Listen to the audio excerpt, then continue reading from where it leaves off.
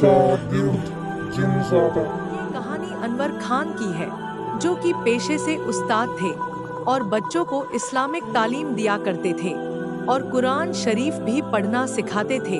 उनका सपना था कि उनका अपना एक मदरसा हो, जिसमें वह गरीब बच्चों को मुफ्त में कुरान शरीफ पढ़ना सिखा सके।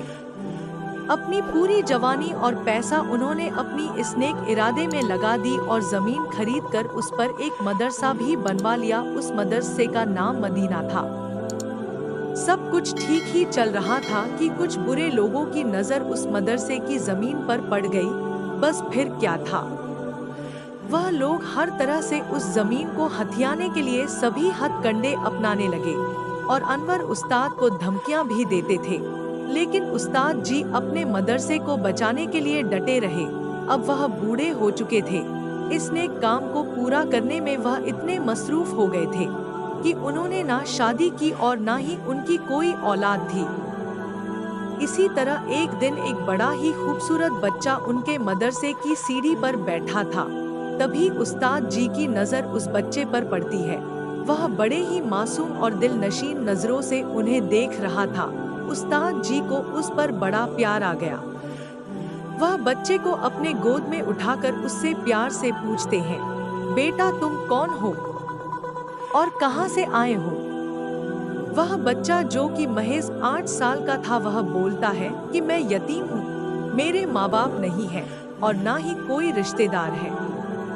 यह सुनकर उस्ताद जी उसे मदरसे के अंदर ले जाते हैं और उसे नहा धुआ कर अच्छे कपड़े पहनाते हैं और दूसरे बच्चों के साथ उसकी भी तालीम शुरू कर देते हैं और बड़े ही प्यार से उसका नाम सज्जाद रखते हैं। अब वह बच्चा उनके साथ ही रहता था और दूसरे बच्चों से ज्यादा ज़हीन था। उसने महज कुछ ही दिनों में कुरान शरीफ की तिलावत करनी शुरू कर दी थी और मदरसे का सारा काम भी करता था और उस्ताद जी की भी खिदमत किया करता था। अब तो उस्ताद जी को भी उसकी आदत हो चुकी थी। इसी तरह मदरसे में पढ़ाई हो रही थी कि एक दिन वही लोग आ गए जो मदरसे को तोड़ना चाहते थे। वह 4-5 लोग थे। मदरसे के अंदर घुसकर उस्ताद जी का कॉलर पकड़कर धमकाते हुए कहते हैं, अगर तू अपनी जान की सलामती चाहता है तो यह जमीन हमारे हवाले कर दे और यहाँ से चला जा, वरना तुझे मारकर तेरे जिस्म को इसी जमीन में गाड़ दूंगा। तेरे पास बस सिर्फ 2 दिनों का टाइम है। अगर तूने मेरा कहा नहीं माना तो इस मदरसे पर बुलडोजर चला दूंगा। बच्चों सही। यह कहकर वहाँ से चले जाते हैं। उन लोगों के जाने के बाद उस्ताद जी पुलिस स्टेशन जाते हैं और उनसे मदद मांगते हैं, लेकिन पुलिस की तरफ से उन्हें कोई मदद ना मिलती है। मायूस होकर उस्ताद जी वापस मदरसा आ गए। इसी तरह 2 दिन गुजर गए और वह लोग फिर से मदरसे पहुंच जाते हैं बुलडोजर के साथ। आज मदरसा में बच्चों की छुट्टी थी। मदरसा में सिर्फ उस्ताद जी और वह बच्चा था जिसे उन्होंने अपने बच्चे की तरह पाला था। उस्ताद जी मुसलसल रोते हुए अल्लाह से दुआ किए जा रहे थे कि या अल्लाह, यह मदरसा मैंने नेक इरादे से खोला था और इसका मकसद सिर्फ गरीब बच्चों को तालीम देना है। बेशक तू लोगों के दिलों का हाल जानने वाला और उनकी नियत जानने वाला है। या अल्लाह, इस मदरसे का मुहाफिज तू ही है और अब इसकी हिफाजत भी तू ही कर। तभी वह बच्चा वहां से उठकर गुस्से से मदरसे के पीछे चला जाता है और एक बड़ा और खौफनाक रूप लेकर मदरसे के सामने चला जाता है और सभी बुलडोजर को तोड़ देता है। तभी वहां पर मौजूद सभी लोग डरकर वहां से चले जाते हैं और फिर कभी भी लौटकर मदरसे के रास्ते नहीं आते। अब सब कुछ ठीक हो चुका था। तभी एक रात उस्ताद जी को कहीं से खाने की दावत मिली थी। उस्ताद जी उस बच्चे के साथ वहां से दावत खाकर लौट रहे थे कि कुछ गुंडे मवाली उन्हें घेरते हुए कहते हैं कि चल चल, पास में जो कुछ भी है सब बाहर निकाल। तभी उस्ताद जी, बेटा हमारे पास कुछ भी नहीं है, हम लोग तो दावत से आ रहे हैं, हमें जाने दो, हमारे पास पैसा वैसा कुछ भी नहीं है। तभी उनमें से एक आदमी जिसके हाथ में चाकू था, वह उस्ताद जी को धक्का मारकर जमीन पर गिरा देता है और उन्हें चाकू से मारने वाला ही होता है कि वह वहां पर खड़ा हुआ बच्चा फौरन उसका हाथ पकड़ लेता है। उसके हाथ पकड़ते ही उसका हाथ जलने लगता है और वह जोर जोर से चीखने लगता है। तभी उसके बाकी साथी एक साथ उस बच्चे की तरफ उसे मारने के लिए बढ़ते हैं। तभी वह बच्चा गुस्से से उनकी तरफ देखता है और वह सभी गुंडों को हवा में उड़ा देता है और फिर जमीन पर पटक देता है। सभी गुंडे घबराते हुए वहां से गिरते पड़ते भाग जाते हैं। फिर वह बच्चा अपने उस्ताद जी को उठाता है और उनकी कमीज को साफ करने लगता है। उस बच्चे का यह रूप देखकर थोड़ी देर के लिए उस्ताद जी भी डर जाते हैं, लेकिन उस वक्त कुछ नहीं पूछते और मदरसा चले आते हैं। रात काफी हो चुकी थी। मदरसा पहुंचकर लोग सो जाते हैं, लेकिन रात का मंजर अभी भी उस्ताद जी के आंखों के सामने ऐसे चल रहा था जैसे वह वक्त वहीं पर ठहर गया हो। देखते ही देखते फजर हो जाती है। हमेशा की तरह वह बच्चा उठाने आता है। फिर दोनों एक साथ नमाज पढ़ते हैं और कुरान शरीफ की तिलावत करते हैं। फिर वह बच्चा उनके लिए चाय और नाश्ता लाता है। नाश्ता करते समय उस्ताद जी कुछ ऐसा पूछते हैं कि वह बच्चा उनकी तरफ देखने लगता है। उस्ताद जी बोले, तुम एक जिनजादे हो ना? ये सुनते ही वह बच्चा अपना सर झुका लेता है। उस्ताद जी बोले, कल जो तुमने किया ये किसी इंसान के बस की बात नहीं। तभी वह बच्चा बोला, जी मैं एक जिनजादा हूँ। उस्ताद जी गुस्से से बोले, तो तुमने मुझसे झूठ क्यों बोला? जिनजादा, मैंने आपसे झूठ नहीं बोला। मैंने आपसे कहा था कि मैं यतीम हूँ। सच में मेरा कोई भी नहीं, मैं यही रहता था। जब अपने यहाँ मदरसा बनाया तो यहाँ होने वाले कुरान शरीफ की तिलावत सुनकर मुझे बहुत सुकून मिलता था, इसीलिए मैं यहाँ कुरान शरीफ की तिलावत सुनने आने लगा। इसी बीच मेरी मुलाकात आपसे हुई और आपकी प्यार और तालीम से मैं तो भूल ही गया था कि मैं कौन हूँ। मुझे अल्लाह ताला ने एक बेहतरीन उस्ताद की शक्ल में बाप जैसा प्यार करने वाला इंसान अता किया। इतना सब कुछ एक ही पल में मिल गया था कि मेरी कभी हिम्मत ही नहीं हुई कि मैं आपसे अपनी सच्चाई कह सकूं। यह सुनकर उस्ताद जी की आंखों में आंसू आ गए। वह बोले, तुम्हारा एक पल में हर काम कर लेना। कभी कभी मेरी ज़हन में यह बात आती थी कि तुम कोई आम इंसान नहीं हो, लेकिन तुमसे एक औलाद जैसा रिश्ता बन जाने के वजह से मैं हर बार इन चीजों को नजरअंदाज कर देता था। इस मदरसे को उन जालिमों से बचाने वाले भी तुम ही थे क्या? जिनजादा, जी हाँ। यह सुनते ही उस्ताद जी जोर जोर से रोने लगे। तभी वह बच्चा उन्हें चुप कराता है और उनके आंसू पोंछता है।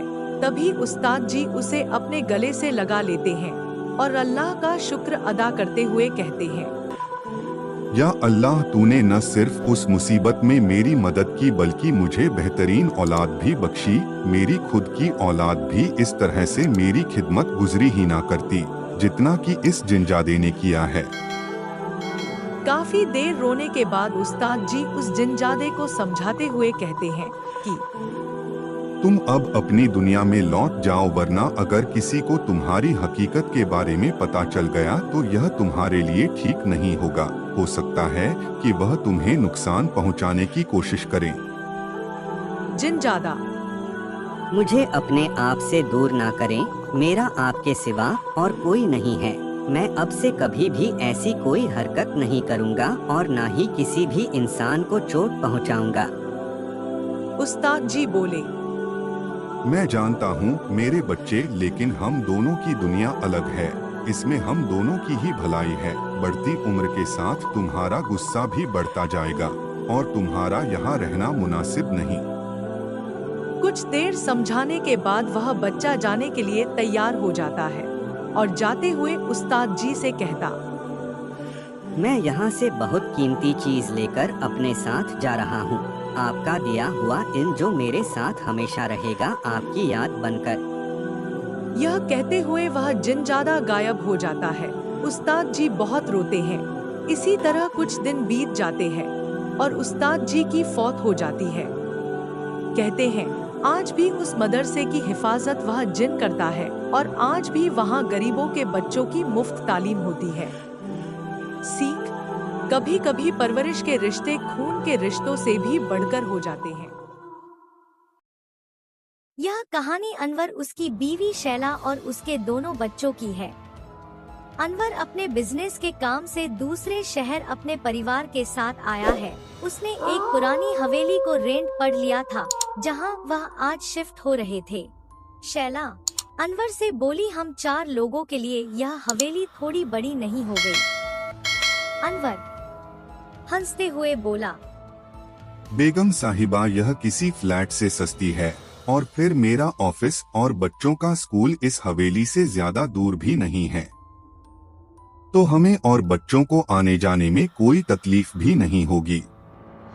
शैला जी ठीक है। फिर सब सोने चले गए। अगले दिन अनवर ऑफिस और बच्चे स्कूल चले गए और शैला हवेली के कामों में लग गई। जब शैला अपने कमरे में काम कर रही थी तभी कमरे का दरवाजा बंद हो जाता है और सामान सब हवा में उड़ने लगते हैं। शैला बहुत डर जाती है और दरवाजा खोलने की कोशिश करती है पर दरवाजा नहीं खुलता। शैला अपने बिस्तर पर चढ़ जाती है और चंद सूरतों की तिलावत शुरू कर देती है। थोड़ी देर बाद सब नॉर्मल हो जाता है। तभी शैला बाहर हॉल में जाकर बैठ जाती है और बेहद डरी होती है। शाम को जब अनवर घर आता है तो तमाम बातें अनवर से कहती है। अनवर मजाकिया अंदाज में हंसते हुए बोलने लगता है, लगता है आप हॉरर मूवी ज्यादा देखने लगी हैं। शैला गुस्से से बोली, यहाँ मेरी जान पर बनाई है और आपको मजाक सूझ रहा है। अनवर शैला से बोला, शैला थोड़ा धीरे बोलिए, बच्चे सुनकर डर जाएंगे। ऐसा कुछ नहीं है, काम के प्रेशर की वजह से आपको इस तरह के ख्यालात आ रहे हैं। थोड़ा आराम करेंगी तो सब ठीक हो जाएगा। और रही बात इस हवेली की, तो हमें कौन सा इसमें हमेशा रहना है, बस कुछ महीनों की बात ही तो है, फिर हम यहाँ से चले जाएंगे। तब तक के लिए आप सब्र से रहें, ठीक है? जैसे तैसे अनवर शैला को समझा देता है। इसी तरह कुछ दिन गुजर जाते हैं। फिर एक दिन जुम्मे के रोज अनवर और बच्चे नमाज पढ़ने चले जाते हैं। शैला बाथरूम में कपड़े धो रही थी कि दरवाजा खोल बंद करने की आवाज आती है। शैला पीछे मुड़कर देखती है, फिर अपने काम में लग जाती है कि फिर थोड़ी देर बाद पीछे से एक आवाज आती है, जल्दी करें, हमें भी कपड़े धोने हैं। हड़बड़ाहट में शैला बोलती है कि जी बहन आप धो लें, मैं बाद में कर लूंगी। जब शैला बाहर आती है तो वह देखती है बाथरूम का दरवाजा अपने आप बंद हो जाता है और अंदर से पानी की आवाज आती है। यह सुनकर शैला डर जाती है और अपने कमरे में चली जाती है। फिर कभी हवेली में शैला के साथ ऐसा कोई हादसा नहीं होता है। शैला ने पता करने की कोशिश की तो उसे पता चला कि उसके साथ रहने वाले कोई और नहीं, जिन्नात है। और यह एक जिन्नात की फैमिली है जिसके साथ वे लोग रह रहे थे। शायद इसीलिए वह सिर्फ डराने की कोशिश कर रहे थे ताकि वह वहाँ से चले जाएं। अब शैला वहाँ इन तमाम चीजों का ख्याल रखते हुए वहाँ रह रही थी ताकि उसकी वजह से उन्हें कोई तकलीफ ना हो। इसी तरह एक दिन शैला को कॉल आता है। फोन पर उसका बेटा समीर था।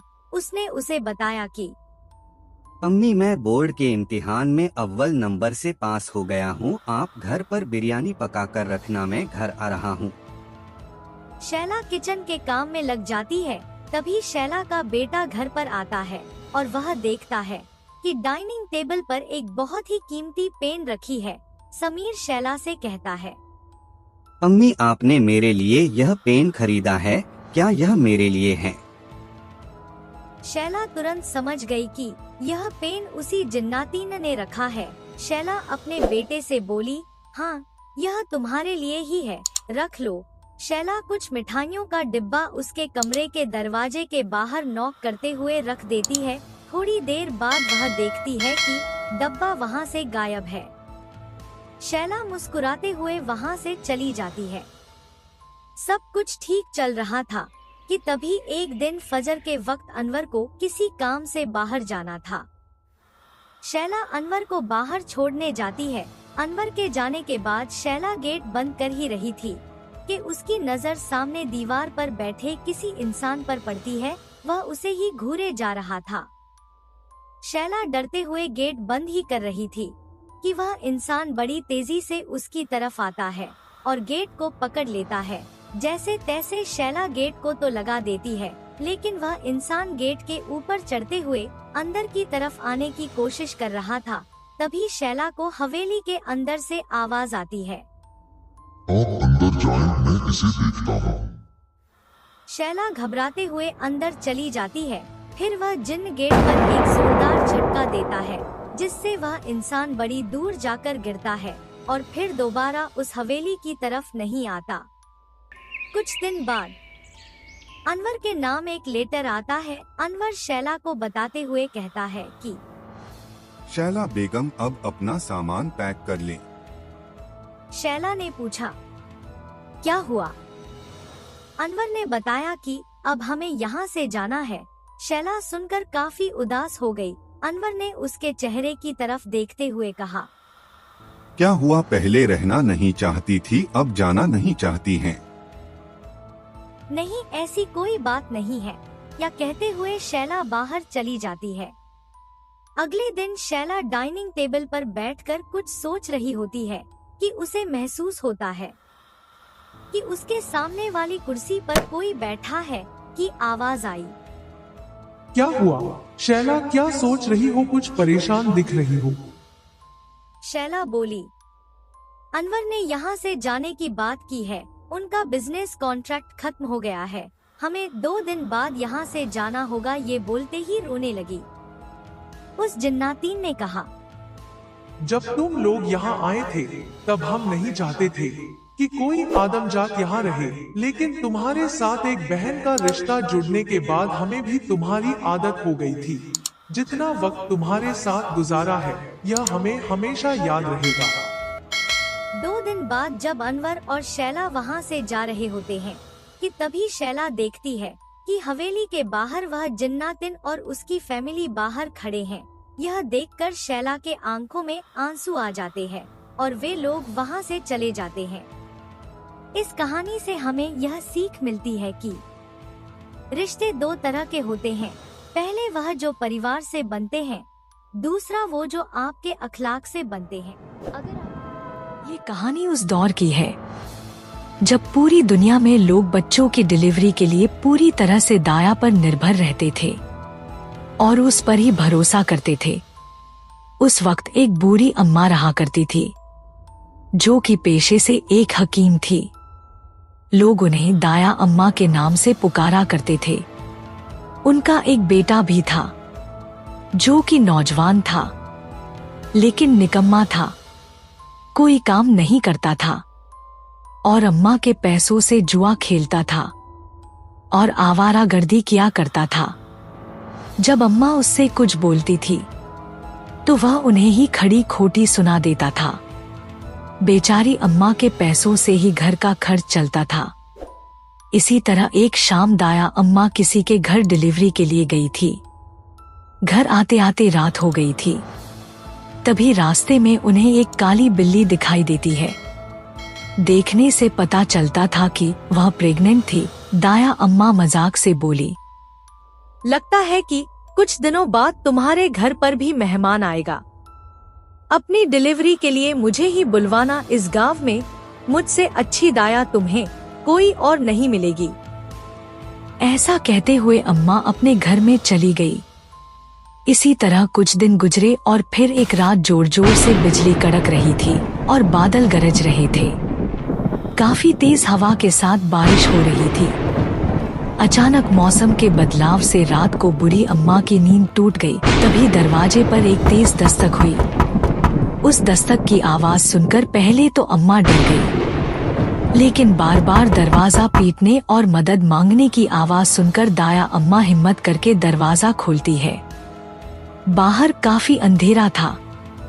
बिजली की एक जोरदार चमक की रोशनी से सामने खड़ा एक नकाबपोश आदमी दिखाई पड़ता है।